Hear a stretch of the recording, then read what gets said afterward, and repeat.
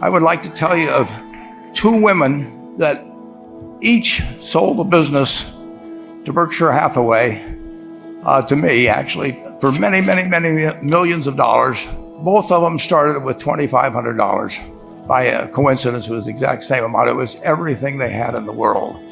And one of them was a woman who landed in Seattle in 1917, couldn't speak a word of English, had a tag around her neck.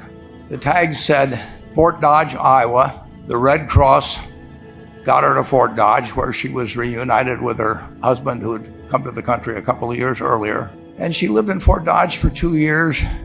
And as she put it, she felt like a dummy.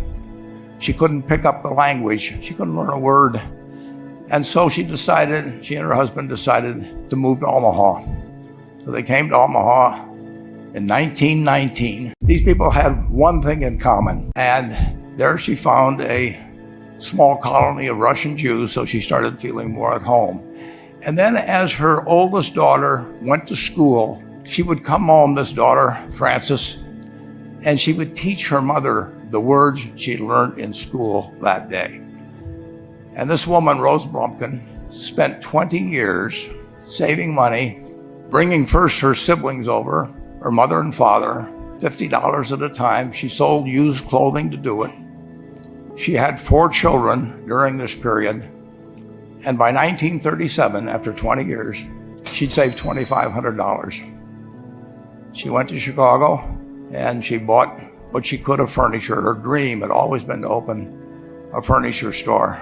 And this woman who had never gone to school one day in her life, with $2,500, but with the same spirit that the people in this room had about having a dream and working to accomplish that dream, she built a business which she sold to me in 1983 for $60 million approximately, and which did $1.5 billion worth of business last year.